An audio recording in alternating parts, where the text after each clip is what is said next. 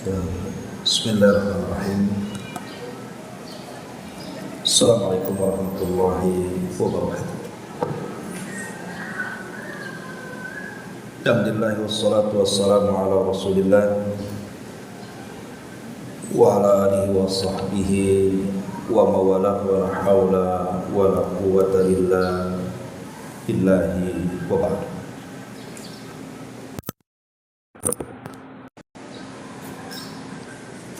Dan kita masuk pada poin ke-19 dari kitab 175 Jalan Menuju Surga.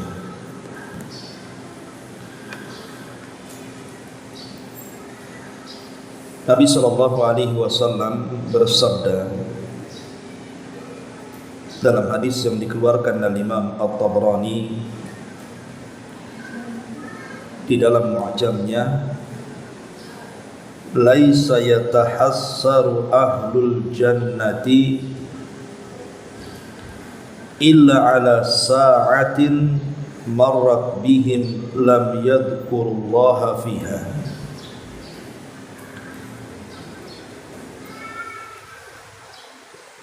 Tidak akan menyesal penduduk sorga kecuali terhadap waktu yang berlalu dalam hidupnya sedangkan mereka tidak berzikir kepada Allah Subhanahu wa taala.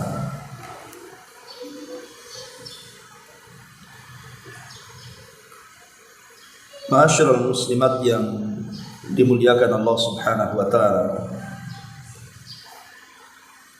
tentu yang dimaksud penyesalan penduduk surga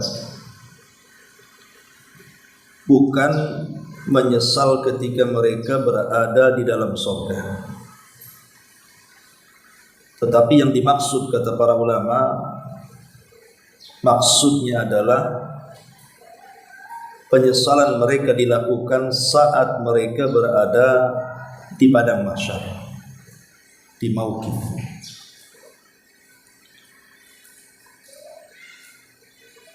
Karena orang yang sudah masuk ke dalam surga,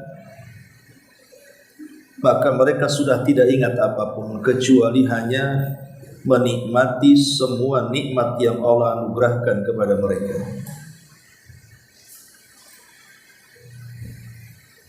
Dan yang menunjukkan bahwa penyesalan ini berada di padang mahsyar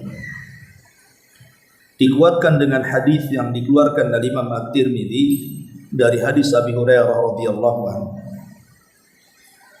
Nabi SAW mengatakan, ma jalasa qaumun majlisan lam yadhkurullaha fihi wa lam yusallu ala nabiyihim illa kana alaihim tiratun fa in syaa 'adzabahum wa in syaa ghafara lahum. Tidaklah sebuah kaum bermajlis di sebuah majlis, kemudian mereka tidak berzikir kepada Allah dan tidak bersalawat kepada nabinya, kecuali mereka akan mendapatkan penyesalan. Jika Allah mau, Allah akan azab mereka, tapi jika Allah mau, maka Allah ampuni mereka. Maknanya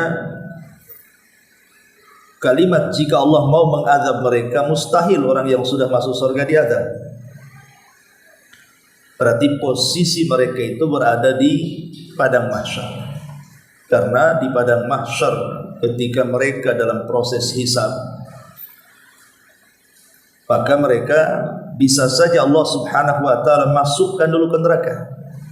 Tapi bila Allah mau juga, Allah langsung masukkan mereka ke dalam surga.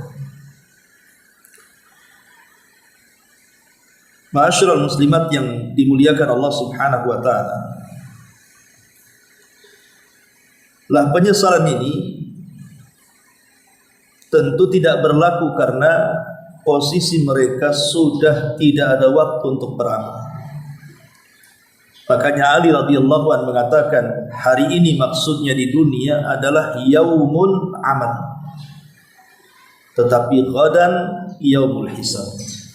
Jadi Ali mengatakan selama kita di dunia itu kita masih ada kesempatan beramal, tapi besok kita akan dihisab oleh Allah Subhanahu wa taala. Jadi penyesalan mereka itu tidak ada guna sama sekali. Penyesalan yang hanya bisa diucapkan tapi tidak ada perwujudannya. Makanya dari hadis ini ada beberapa faedah yang bisa kita ambil. Pertama, pentingnya kita at-taqarrub ila Allah azza wa jal wal qiyamu bihaqqil ubudiyyati. Jadi selama di dunia berusaha untuk mendekat kepada Allah Subhanahu wa taala dan menegakkan hak-hak penghambaan kita kepada Allah.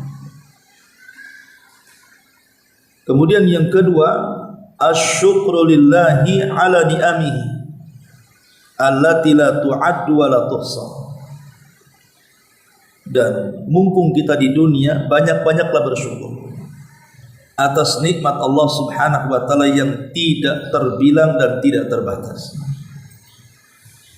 Lah bentuk syukur itu bisa kita aplikasikan dengan memperbanyak ibadah. Karena Nabi SAW ketika ditanya soal kakinya yang pecah-pecah, maka Aisyah radhiyallahu anha meminta Rasul untuk menghentikan ibadah sunnahnya dan fokus kepada yang wajib saja.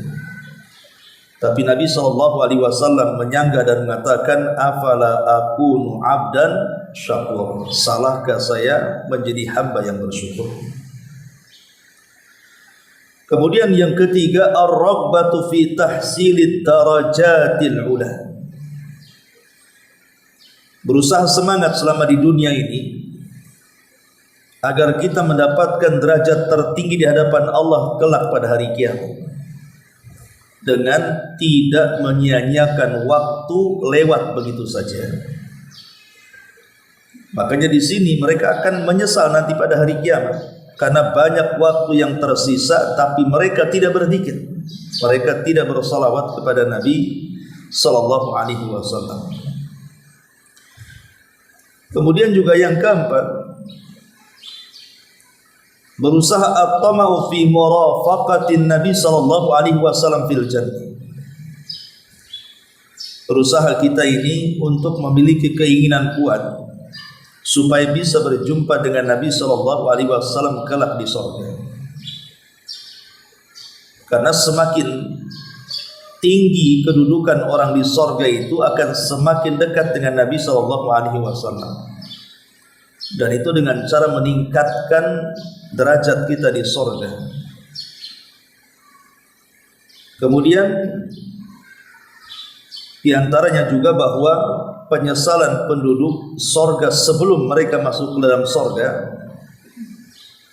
itu yang membuat derajat mereka akhirnya tidak mendapatkan derajat tinggi di surga.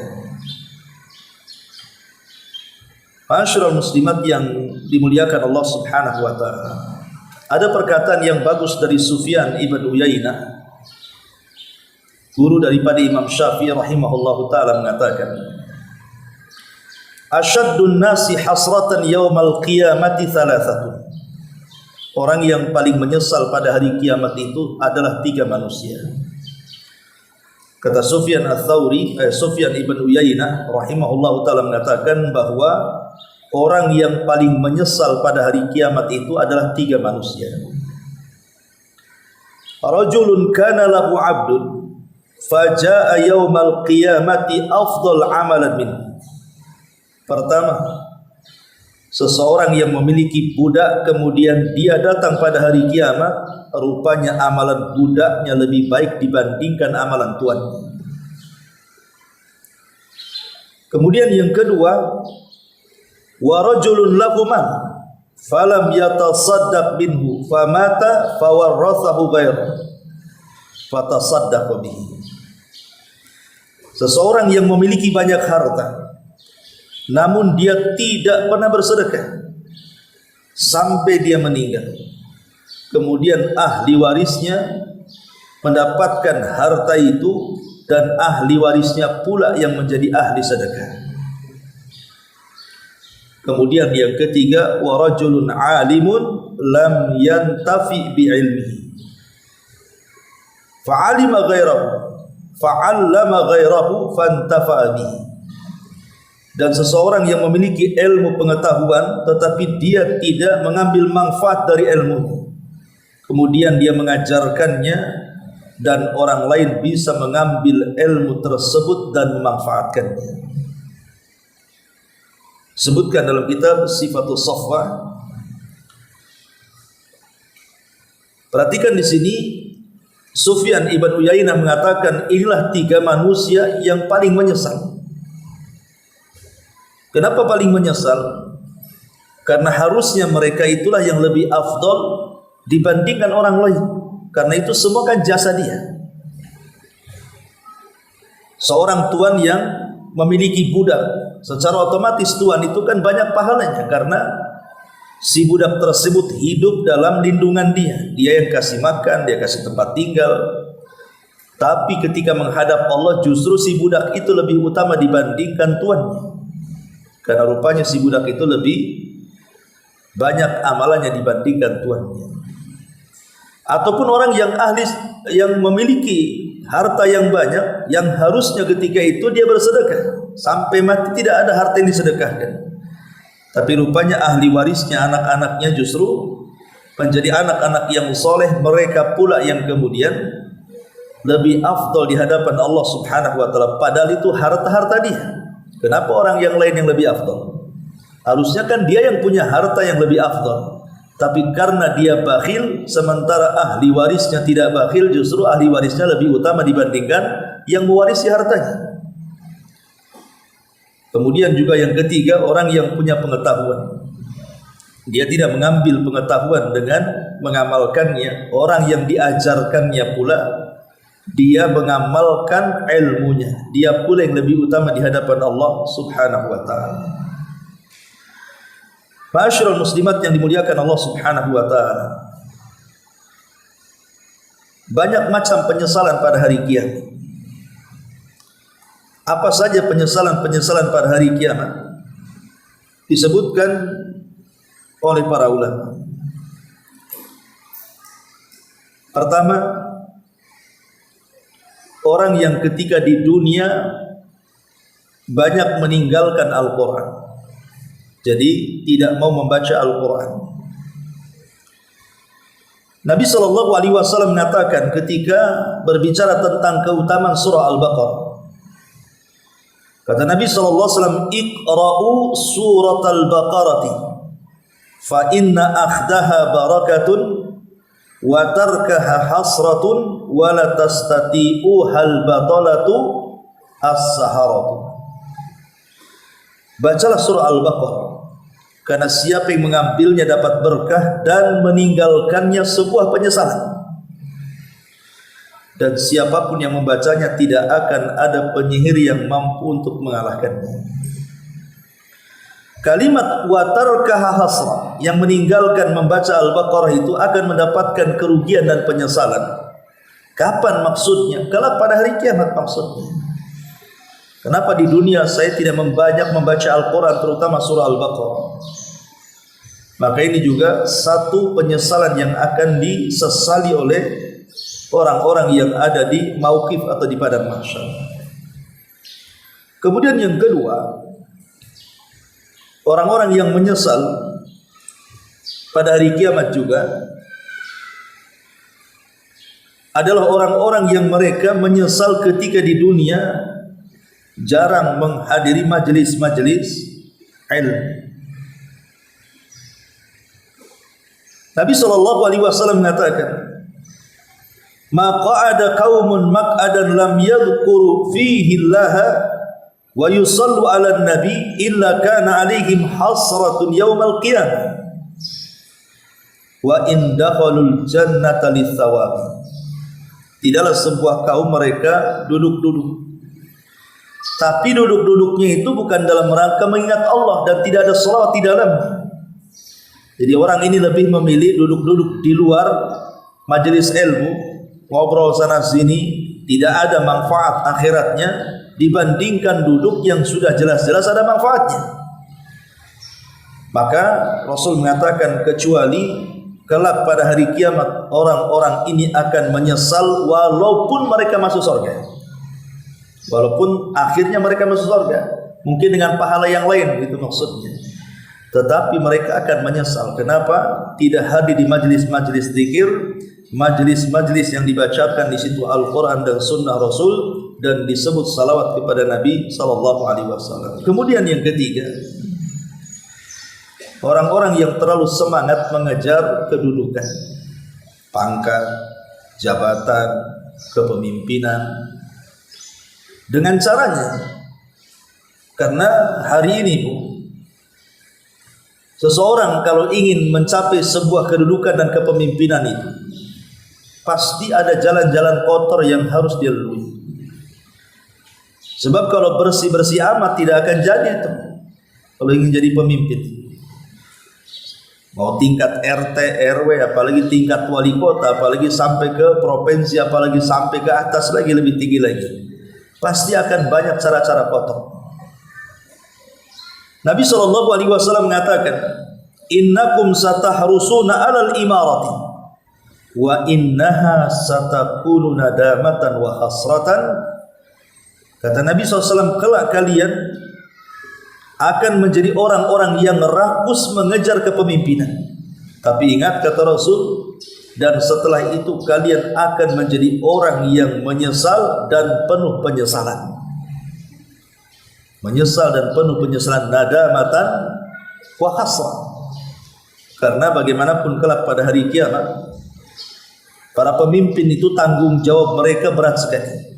Ingat ketika Nabi SAW mengirim surat kepada Raja Herakli. Lah isi surat kepada Raja Herakli itu Rasulullah SAW mengatakan apa? Aslim taslam. Kalau engkau ingin selamat, masuklah ke dalam Islam. Wa illa, kecuali engkau akan mendapatkan dosa orang-orang Arisiyin. Kalimat ini menunjukkan bahwa tanggung jawab seorang pemimpin itu, kalau dia salah, maka dia akan menanggung dosa rakyat, dosa orang-orang yang dipimpin. Bisa saja nanti pada hari kiamat orang-orang yang dipimpinnya itu akan datang menghadap Allah, kemudian akan menuntut soal kezaliman-kezaliman yang mereka lakukan kepada orang-orang yang mereka pimpin. Makanya beratnya. Tapi ini tidak disadari, karena mereka sudah mengikuti hawa nafsu, seolah-olah itulah kesenangan yang mereka harus kejar. Ini juga penyesalan pada hari kiamat. Kemudian juga di antara penyesalan pada hari kiamat adalah orang-orang yang ketika di dunia mereka mencampur adukan amal saleh dengan amal-amal yang tidak baik. Ya, satu sisi memang dia salat, dia puasa, dia sedekah, tapi sisi lain dia juga menggibah, berdusta, memakan riba, zalim kepada orang, dan begitu seterusnya. Dia campurkan amal saleh dengan amal kejahatan. Allah Subhanahu wa taala berfirman di dalam Al-Qur'anul Karim, walau anna lilladzina zalamu ma fil ardi jami'an wa mithlahu ma'ahu laftadau bihi min su'il adzabi yaumal qiyamati wa badalahu minallahi ma lam yakunu yahtasibun.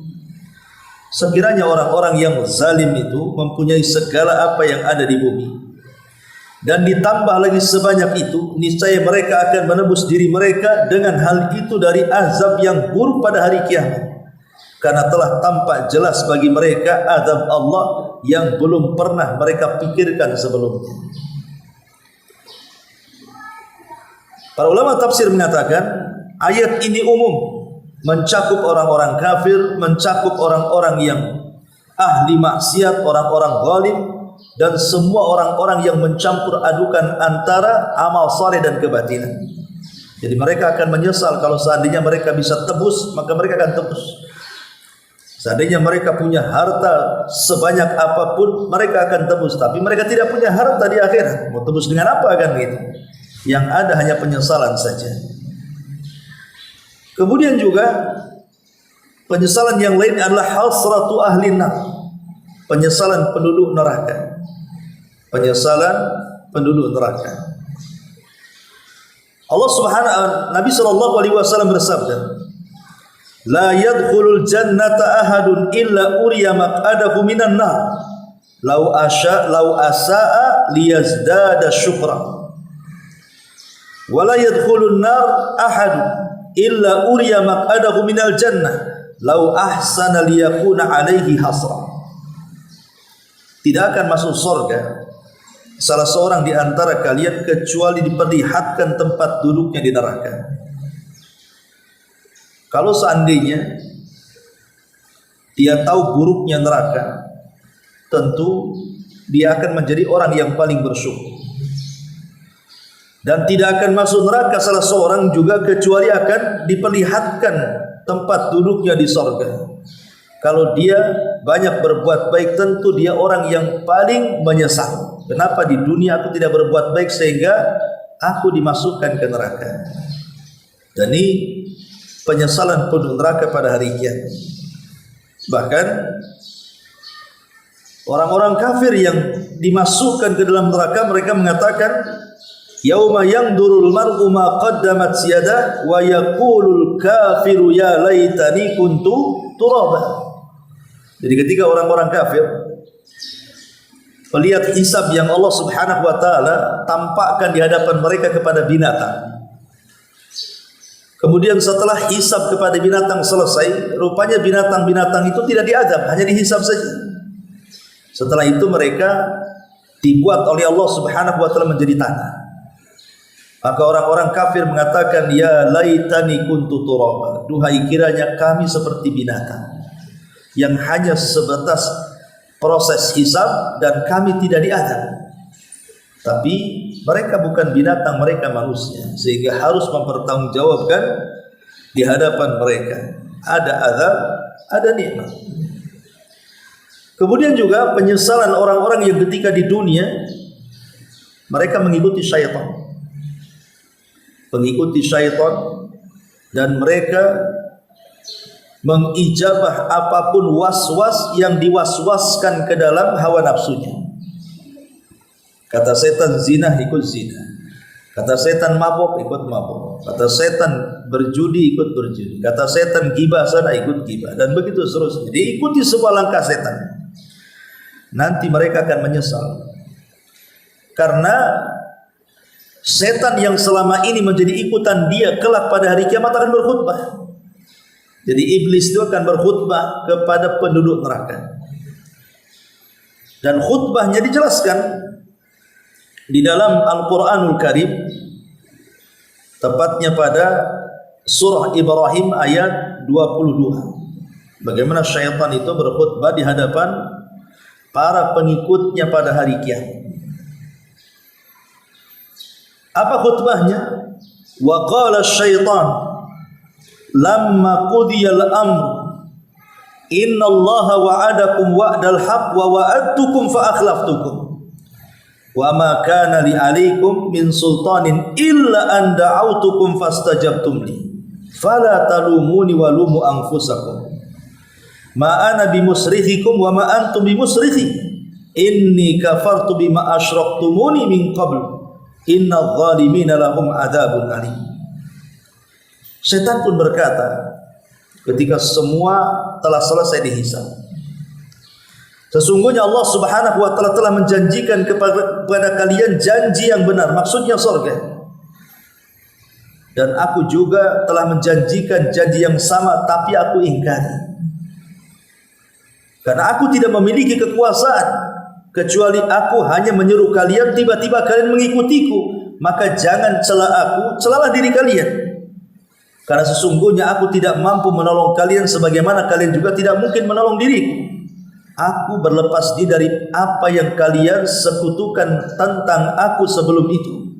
Sesungguhnya orang-orang zalim bagi mereka azab yang pedih. Sejak itulah mereka menyesal. Kenapa mereka mengikuti setan?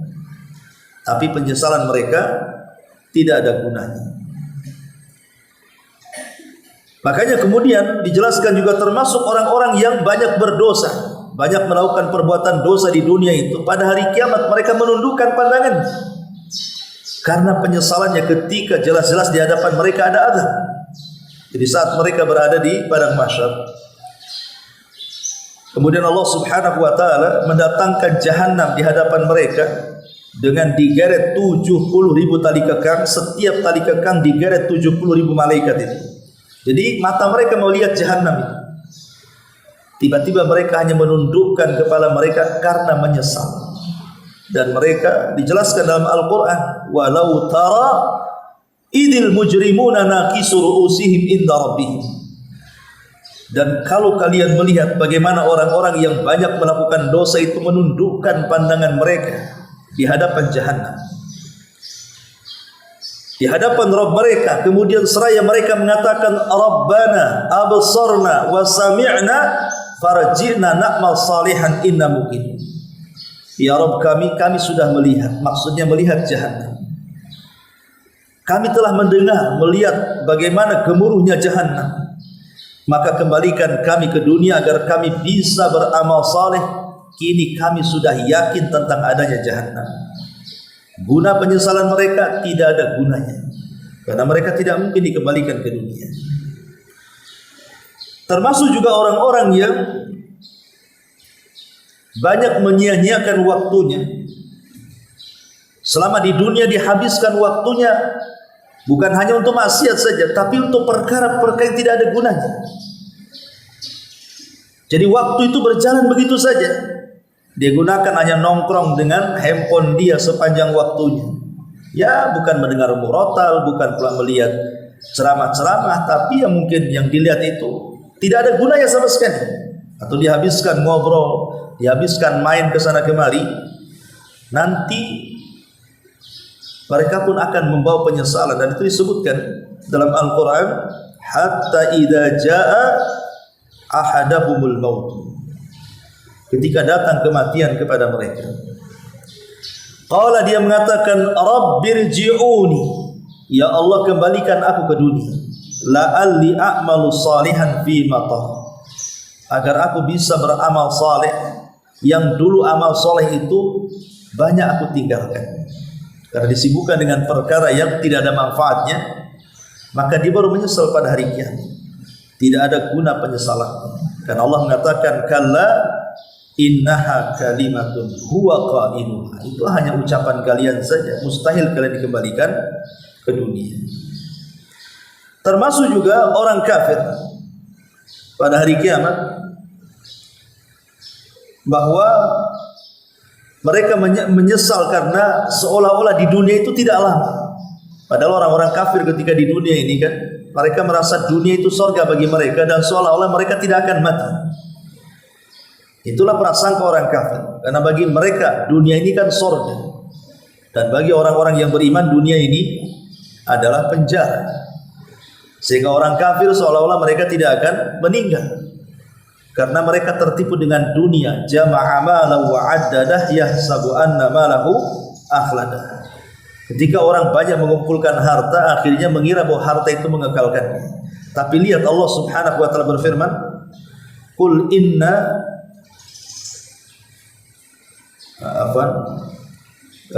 wa yauma yahsyuruhum ka'an lam yalbisu illa sa'atan minan nahar.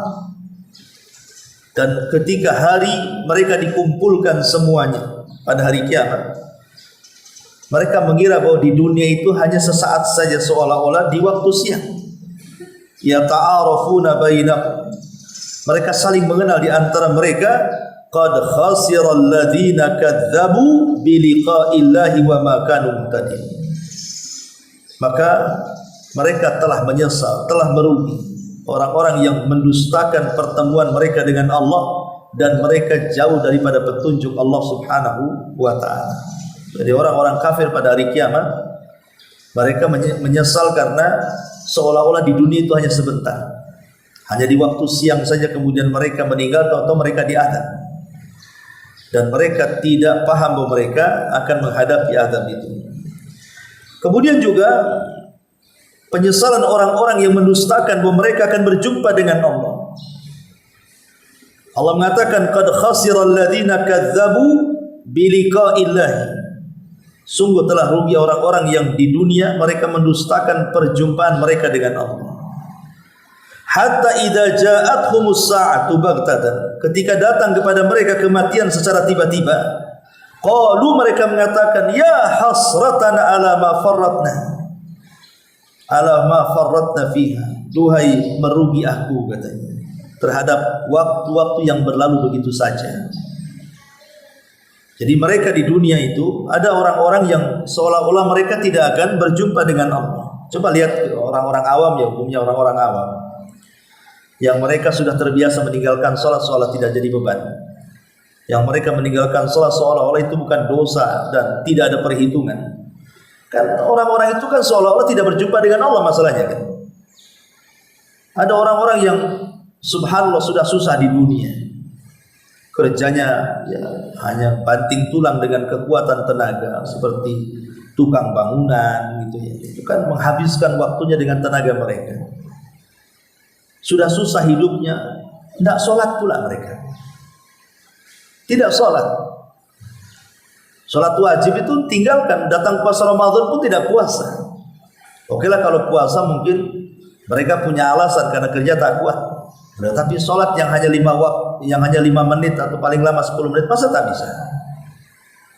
Dan mereka merasa nggak ada dosa ketika meninggalkan sholat itu. Orang-orang pasar yang pagi-pagi buta gitu ya, padahal keluar di azan subuh itu bukan keluar ke masjid, keluar ke pasar mereka. Itu mereka tidak merasa bahwa mereka akan berjumpa dengan Allah. Mereka akan mempertanggungjawabkan di hadapan Allah. Makanya kemudian Allah mengatakan, sungguh rugi orang-orang yang mereka mendustakan bahwa mereka akan berjumpa dengan Allah. Ketika kematian baru mereka mengatakan, ya hasratana ala ma farratna fiha, duhai rugi aku. Nah sekarang kenapa kau bilang rugi setelah kematian? Kemudian juga penyesalan itu akan terjadi juga kepada orang-orang yang zalim, orang-orang yang banyak melakukan kezaliman, menyakiti orang, mengambil hak orang, merampas hak orang, memukul orang, membunuh orang, dan begitu seterusnya. Karena Allah mengatakan, walau anna likulli nafsin zalamat ma fil ardi laftadat bihi wa asarrun nadamata lamma ra'awul adzab wa qudiya bainahum bil qisti wa hum la yudlamun. Kalau seandainya tiap-tiap jiwa ini melakukan kezaliman di bumi ini, kemudian mereka dihadapkan kepada Allah dengan azab, maka mereka siap untuk menebus dengan apa yang mereka miliki. Mungkin mustahil. Pada hari kiamat nggak ada yang harta yang mau digunakan untuk sebagai tebusan kan itu. Wa asarrun nadamata. Baru mereka pun merasakan penyesalan tatkala mereka melihat azab Allah Subhanahu wa taala. Kemudian juga penyesalan itu akan berlaku ketika di dunia orang-orang yang salah mengambil kawan. Ada orang-orang yang di dunia itu salah mengambil kawan gitu. Makanya pertemanan dalam Islam itu diatur. Nabi SAW mengatakan bahwa al-mar'u ala dini khalil. Seseorang itu ditentukan agama kawan. Falyanzur ila man yukhalil. Maka hendaklah lihat siapa yang akan kau jadikan kawan. Jadi dalam Islam itu perkawanan itu sangat ketat aturan. Karena kawan itu disebut sahib. Kawan itu bisa narik, kata orang Arab. Disebutkan dalam Al-Quran, Allah mengatakan, ya wailata laitani lam attakhid fulanan khalila. Wahai celaka, kenapa di dunia aku tidak menjadikan si fulan itu teman baikku, katanya. Akhirnya kemudian teman itu pun yang menjerumuskan aku ke neraka. Ya laitani ittakhadtu ma'ar rasuli sabila. Kenapa aku tidak mengambil yang itu saja yang sudah jelas-jelas bisa menyelamatkan aku? Kenapa aku ambil yang ini? Itu maksudnya. Maka hati-hati mencari kawan. Nanti kalau sudah menjerumuskan kita ke dalam dosa, baru nanti di hadapan Allah akan menyesal. Kenapa aku berkawan dengan dia? Kemudian juga orang-orang yang menyesallah orang-orang yang dhayya amalah, menyia-nyiakan hartanya di dunia ketika di dunia, dan dia tidak pernah berinfak dengan hartanya. Allah Subhanahu wa taala mengatakan, wa anfiqu mimma razaqnakum min qabli an ya'tiya ahadakumul maut. fayaqul rabbi laula akhartani ila ajalin qarib fa asaddaqa wa aqum minas salihin. Allah mengatakan, sedekahkanlah harta yang kami rizkikan kepada kalian sebelum datang salah seorang di antara kalian kematian, tiba-tiba mengatakan, ya Allah, kembalikan aku ke dunia walaupun sesaat supaya aku bisa bersedekah, katanya. Nah, ketika di dunia kenapa tidak bersedekah? Setelah mati pula bicara saya akan bersedekah. Maka ini juga orang-orang bakhil itu akan menyesal pada hari setelah kematian. Kemudian juga orang-orang yang menyesal adalah hasratu ahlin nar, penyesalan penduduk neraka. Penyesalan penduduk neraka yang Allah Subhanahu wa taala masukkan ke dalam neraka, mereka menghendaki supaya mereka dikeluarkan dari neraka. Allah Subhanahu wa taala mengatakan wa hum yastarihuna fiha, dan mereka pun berteriak-teriak di neraka karena azab yang sangat pedih. Kemudian mereka mengatakan, Rabbana akhrijna, ya Allah, keluarkan kami dari neraka. Na'mal salihan, kami akan beramal saleh, ghairal ladzi kunna na'mal, menyelisih apa yang telah kami lakukan dahulu. Tapi Allah Subhanahu wa taala membantah mereka dan mengatakan, awalam nu'ammirkum ma yatadzakkaru fihi man tadzakkar. Bukankah aku di dunia sudah memberikan usia panjang? Kemanakan usia itu? Kenapa baru menyesal sekarang? Jadi penduduk neraka itu mereka sangat menyesal karena siksa yang mereka derita luar biasa. Termasuk juga mereka akan menyesal ketika melihat penduduk sorga, di mana penduduk sorga itu menikmati kenikmatan yang Allah anugerahkan kepada mereka berupa makanan dan minuman, sehingga mereka memanggil-manggil dalam penyesalannya penduduk sorga dan meminta sesuatu untuk dilempar ke dalam neraka. Allah mengatakan, wa nada ashabun nar ashabal jannah an afidhu alaina minal ma aw mimma razaqakumullah qalu innallaha harramahu 'alal kafirin.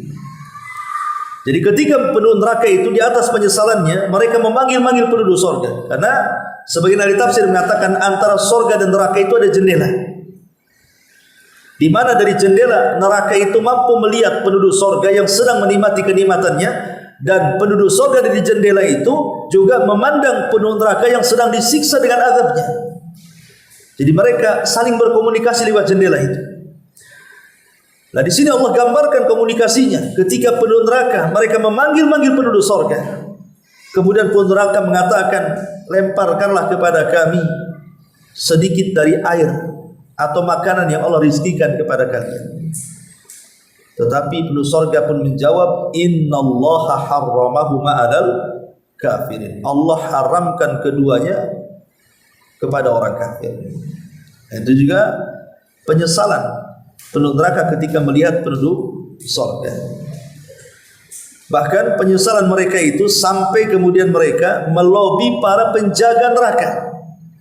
Orang-orang yang masuk ke dalam neraka itu, mereka melobi para penjaga neraka agar mereka memintakan kepada Allah agar Allah meringankan siksa mereka. Dan itu digambarkan dalam Al-Quran, wa qala alladhina fin nari li khazanati jahannam, wa qala alladhina fin nari li khazanati jahannam ud'u rabbakum yukhaffif 'anna yawman minal adhan. Dan orang-orang yang di neraka itu berkata kepada para penjaga neraka jahannam, berdoalah kepada Rabb kalian agar Rabb kalian meringankan azab kami di sini walaupun satu hari, katanya. Maka para penjaga neraka atau para malaikat itu membantah dan mengatakan, qalu awalam taku ta'tikum rusulukum bil bayyinah.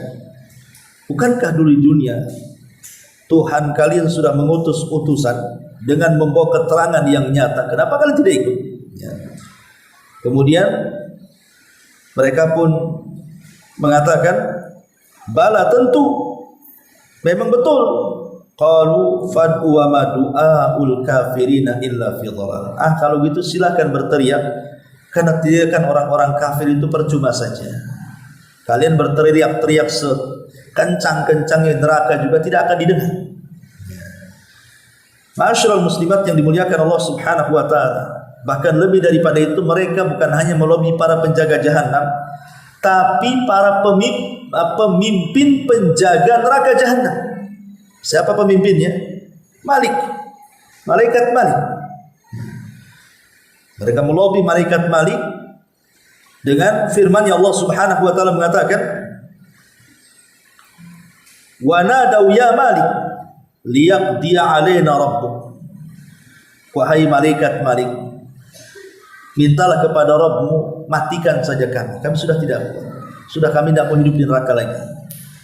Tapi malaikat Malik mengatakan, qala innakum makithun. Oh, tidak bisa. Kalian harus tinggal lama di sini. Lihat bagaimana penyesalan mereka pun neraka ketika mereka masuk ke dalam neraka. Termasuk juga penyesalan yang akan diterima adalah penyesalan orang-orang yang ketika di dunia hanya bisanya taklid saja kepada para dai, para duat yang mengajarkan kesesatan. Kata kiainya ke barat, ikut ke barat. Kiainya ngomong ke timur, ikut ke timur. Pokoknya orang-orang yang taklid, kan ada di masyarakat yang taklid. Padahal jelas-jelas gurunya di atas kebatilan. Apalagi di negeri kita ini, setiap penyeru kesesatan itu ada saja pengikutnya. Orang yang ngaku nabi saja jelas-jelas tidak ada nabi kecuali Rasul, ada juga pengikutnya. Lah orang-orang yang kemudian mengikuti tokoh-tokoh sesat, maka mereka akan mengalami penyesalan pada hari kiamat. Kenapa mereka tidak mencari kebenaran selama hidup mereka di dunia? Perhatikan penyesalan mereka. Wa qala alladziina tabau law anna lana qarratan fanatabarra'a minhum kama tabarra'u minna. Kadzalika yurihimullahu a'malahum hasaratin 'alaihim wa ma hum bikharijina minan nar. Dan orang-orang yang mengikuti berkata, sekiranya kami mendapat kesempatan kembali ke dunia, tentu kami akan berlepas diri dari tangan mereka, sebagaimana mereka hari ini berlepas diri dari kami. Demikianlah Allah memperlihatkan kepada mereka amal perbuatan mereka yang telah menjadi penyesalan bagi mereka pada hari kiamat, dan mereka tidak akan pernah keluar dari api neraka. Jadi hati-hati kalau seorang berguru atau mencari guru gitu, pastikan guru yang kita ambil ilmunya itu betul-betul mendakwahkan yang hak. Jangan asal mengambil guru saja, rupanya menyesatkan dia. Nanti pada hari kiamat akan jadi penyesalan dia. Termasuk juga orang-orang yang di dunia sama sekali tidak tertarik dengan Islam. Mereka tetap di atas kekufuran. Mereka didakwai tauhid, dia tidak mau, tetap di atas kesyirikan. Maka Allah Subhanahu wa taala juga menggambarkan bagaimana penyesalan mereka. Walladzina kafaru a'maluhum kasarabin biqi'atin yahsabuhu adh-dhama'an ma hatta idza ja'ahu lam yajidhu syai'an wa wajadallaha indahu fawafahu hisabahu wallahu sari'ul hisab. Orang-orang yang kufur, amal perbuatan mereka seperti fata morgana di tanah yang datar. Orang-orang yang dahaga menyayangkan air, orang-orang yang dahaga membayangkan air sehingga apabila ia mendatanginya, ia tidak menjumpai air tersebut. Sebaliknya ia mendapati ketetapan Allah baginya di sana, lalu dia memberikan kepadanya perhitungan amal-amal dengan sempurna, dan Allah sangat cepat hisab dan perhitungannya. Ini juga bentuk penyesalan orang-orang yang didakwahi Islam menolak, yang didakwahi tauhid malah kemudian mereka melakukan kesyirikan. Kemudian juga orang-orang yang menyesal adalah orang yang memiliki pengetahuan tapi tidak diamalkan. Berkata Hatim Al-Asam rahimahullahu ta'ala, laisa fil qiyamati asyaddu hasratan min rajulin 'allama an-nasa 'ilman fa'amilu bihi wa lam ya'mal wa huwa bihi fafazu bisababihi wa halakahu. Tidaklah pada hari kiamat ada penyesalan yang lebih berat melebihi seseorang yang mengajarkan manusia ilmu, sementara yang diajarkan mereka mengamalkan ilmu tersebut, dan dia yang mengajarkan tidak mengamalkannya. Orang yang diajarkannya selamat, sementara dia mendapatkan kebinasaan. Kemudian juga orang-orang munafik, mereka akan menyesal karena mereka tidak mendapatkan cahaya saat menyeberang di titian. Yauma yaqulul munafiquna wal munafiqati lil ladzina amanu dzuruna naqtabis min nurikum qila rji'u wara'akum faltamisu nura faduriba bainahum bisurin lahu bab batinuhu fihi rahmah wa zahiruhu min qibalihi al-'adzab. Pada hari orang-orang munafik laki-laki dan perempuan berkata kepada orang-orang yang beriman, tunggulah kami ingin mengambil cahaya kalian. Tapi dikatakan kepada mereka, kembalilah kalian ke belakang dan carilah sendiri cahaya untuk. Lalu di antara mereka dipasang dinding pemisah yang berpintu, di sebelah dalamnya ada rahmat tetapi di luarnya terdapat azab Allah Subhanahu wa taala. Itu bentuk penyesalan orang-orang munafik pada hari kiamat. Dan secara umum adalah penyesalan orang-orang yang ketika di dunia membiarkan waktu berjalan begitu saja. Yaqulu ya laitani qaddamtu li hayati. Mereka mengatakan, duhai celaka dengan apa yang telah aku perbuat selama kehidupanku di dunia. Tidak ada yang bisa memasukkan dari amalannya ke dalam surga. Ini semua bentuk-bentuk penyesalan ya, berdasarkan nas Al-Qur'an dan juga hadis-hadis Nabi sallallahu alaihi wasallam. Lah salah satunya di sini pengarang di sini menyebutkan tentang penyesalan penduduk surga terhadap waktu yang sesaat. Kenapa mereka tidak menggunakannya untuk berzikir kepada Allah? Coba kalau mereka menggunakan waktu-waktu mereka berzikir kepada Allah, kemudian mereka masuk surga, tentu derajat mereka di surga akan lebih tinggi dari apa yang mereka dapati. Makanya wajar di sini Rasul mengatakan, laisa yatahassaru ahlul jannah illa ala sa'atin marrat bihim lam yadhkurullaha fiha. Jadi penduduk surga tidak akan menyesal kecuali terhadap waktu yang berlalu sedangkan mereka tidak berzikir kepada Allah di dalamnya. Dari sini ada faedah besar tentang pentingnya menjaga waktu. Ya, tentang pentingnya menjaga waktu. Jangan sampai waktu yang berlalu itu sia-sia begitu saja. Makanya kenapa kalau kita melihat beberapa ayat yang sudah kita kaji dalam juz Amma, itu banyak Allah Subhanahu wa taala menjadikan waktu itu dijadikan sumpah. Wal asri wal fajri wad duha wal laili wan nahari. Itu kan terulang-ulang dalam Quran itu. Ya, demi waktu asar, demi waktu fajar, demi waktu duha, demi siang, demi malam. Itu sering dijadikan sumpah dalam Quran. Dan kita tahu bahwa kaidah Al-Quran sebagaimana yang sudah saya ulang-ulang adalah tidak mungkin Allah bersumpah dengan makhluknya, kecuali dalam makhluk yang dijadikan sumpah oleh Allah itu ada keistimewaan bagi manusia. Lah ketika Allah Subhanahu wa taala bersumpah dengan waktu, menunjukkan waktu itu ada keistimewaan untuk manusia, karena manusia itu kan berjalan dengan waktu. Dan ingat kata Imam Hasan Al-Basri, waktu yang sudah berlalu itu tidak mungkin kembali. Sebagaimana waktu yang akan datang belum tentu kita dapati. Tapi waktu sekarang inilah yang sedang kita lalui yang memungkinkan kita memanfaatkan sebaik mungkin untuk beramal. Ingat ketika perkataan Fudail bin Iyad berkata kepada kakek yang berusia 60 tahun, kemudian menanyakan soal makna inna lillahi wa inna ilaihi raji'un. Kemudian Fudail bin Iyad mengatakan bahwa makna inna lillahi wa inna ilaihi raji'un adalah sesungguhnya kita ini sebagai hamba yang akan kembali kepada Allah. Ketika kita ini selaku hamba yang akan kembali kepada Allah, maknanya kita akan kembali kepada Allah dan Allah akan menuntut pertanggungjawaban kehambaan kita kepadanya. Dan ini sangat berat. Maka kakek ini mengatakan, ya Imam, bagaimana caranya supaya pertanggungjawabanku di hadapan Allah ini menjadi ringan dan menjadi mudah? Maka nasihat Fudail bin Iyad kepada kakek ini mengatakan, kalau begitu waktu yang tersisa bagimu perbaiki, maka itu bisa mengampuni dosamu yang telah dan yang sedang kau lakukan.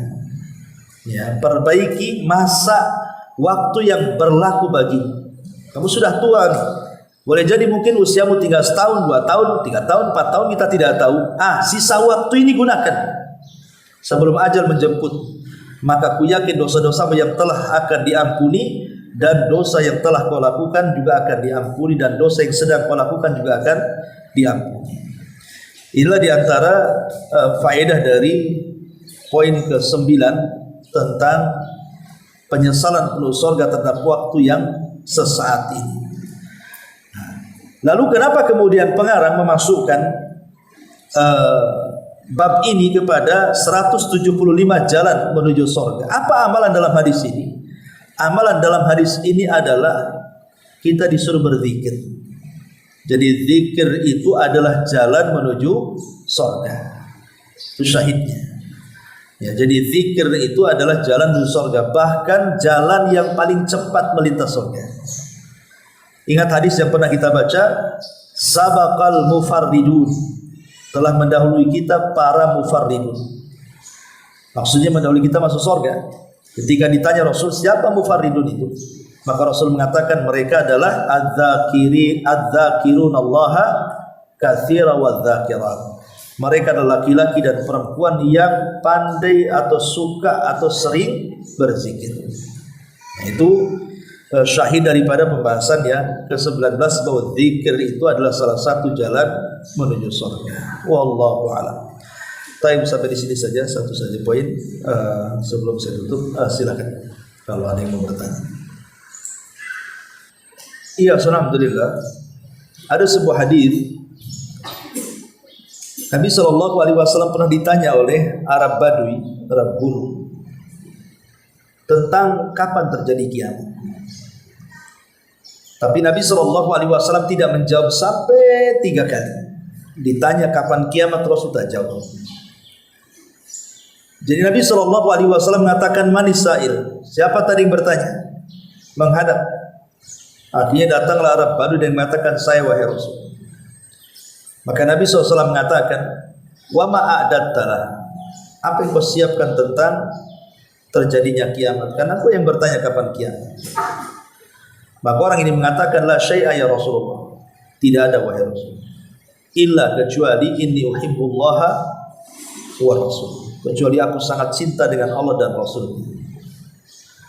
Ketika mendengar kalimat yang terakhir ini, kecuali aku sangat cinta kepada Allah dan Rasulnya, maka Nabi SAW senyum kemudian mengatakan, idzan anta ma'aman ahbabta, kalau begitu engkau akan bersama idola, bersama orang yang kau cintai.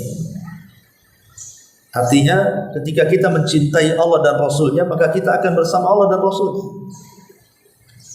Anas bin Malik radhiyallahu anhu ketika mendengar sabda Rasul kepada Arab Badui tadi, bahwa seseorang akan bersama orang yang dicintainya, dia mengatakan, demi Allah aku tidak pernah sebahagia hari ini sejak aku masuk Islam, kecuali setelah mendengar Rasul mengatakan engkau akan bersama idolamu. Kemudian Anas mengatakan, karena sungguh aku sangat mengidolakan Rasul, sangat mengidolakan Abu Bakar, sangat mengidolakan Umar, walaupun aku tidak seperti amalan mereka. Dari hadis ini ada faedah besar bahwa orang yang akan banyak berjumpa dengan Rasul adalah orang yang mencintai Rasul. Dan bagaimana caranya? Ya mengikuti sunnah Nabi. Karena bukti kecintaan itu kan harus ada pengikutan. Ibu sayang dan cinta dengan suami, tapi kalau disuruh suami bangkang, ya gimana dikatakan sayang? Itu enggak sayang, kurang ajar namanya. Ya. Sudah. Kalau kita mengaku cinta kepada Rasul, sayang dengan Rasul, tapi setiap perintah Rasul dilanggar, setiap larangannya dikerjakan, itu bukan cinta namanya. Lah ketika kita sudah paham kaidah ini, berarti semua yang dicintai Nabi SAW itu bisa menjadikan kita berjumpa dengan Nabi.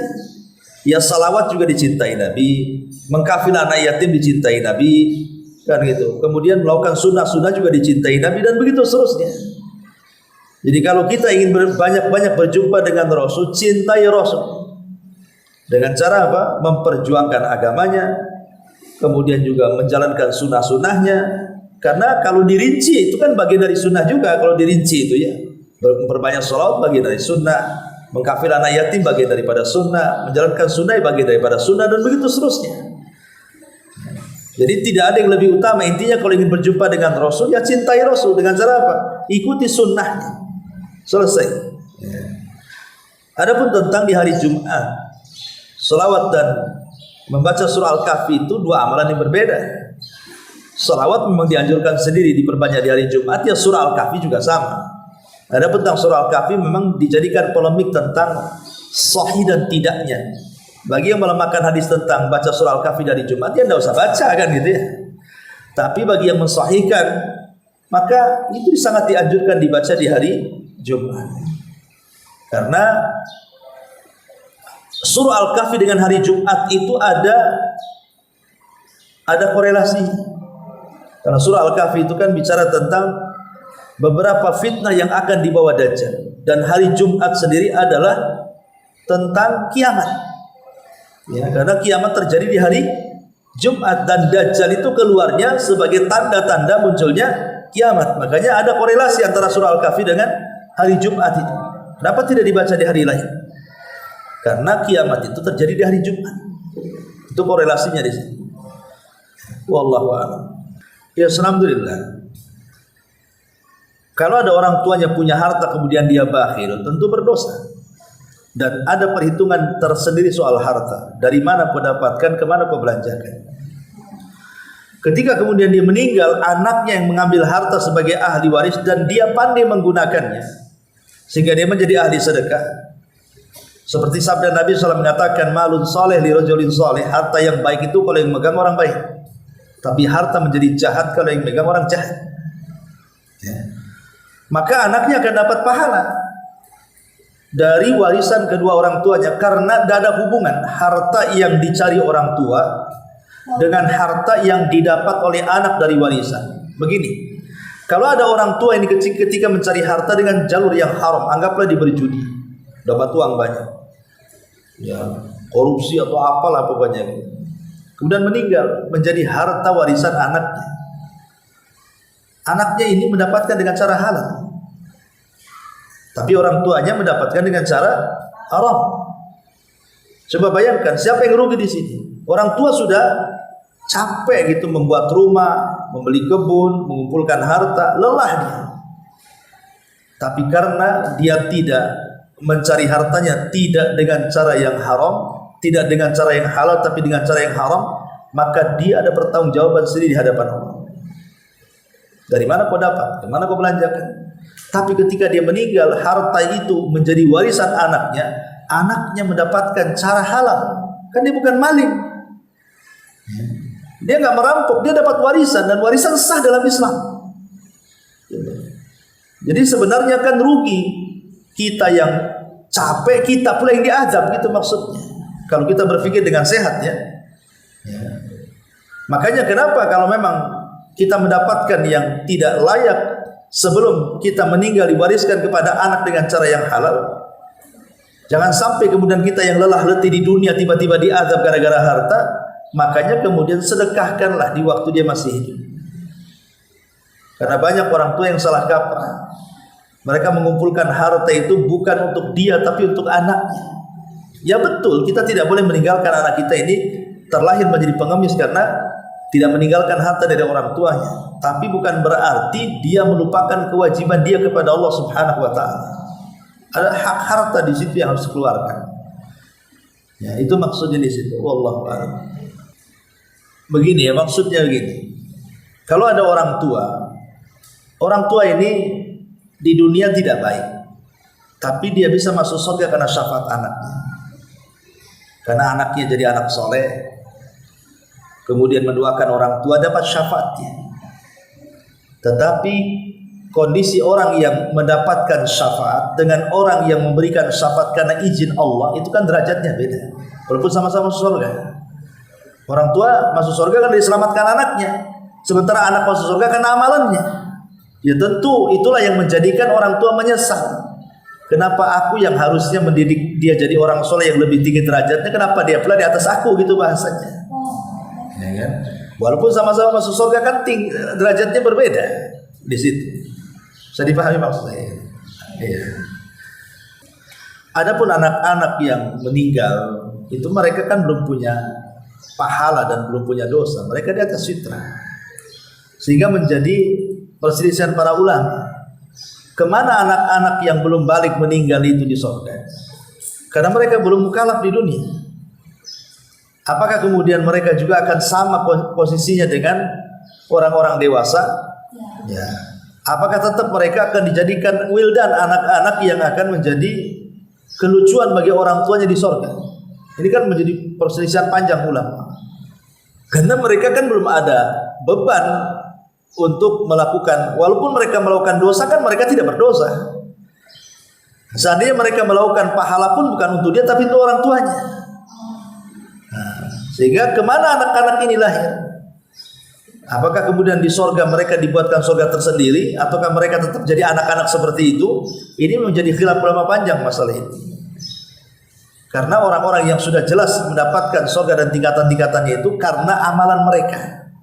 Maksudnya orang-orang yang sudah mukallaf, yang sudah memang terbebani syariat, baru mereka akan dijanjikan surga dengan tingkatan-tingkatannya. Tapi kalau dua anak kepada orang tua itu khusus, artinya kan lebih afdol, lebih mengena. Karena itu orang tuanya sebagai bentuk birrul walidain, ya, sebagai bentuk birrul walidain setelah kematiannya, dia mendoakan, dan itu ada nas sendiri.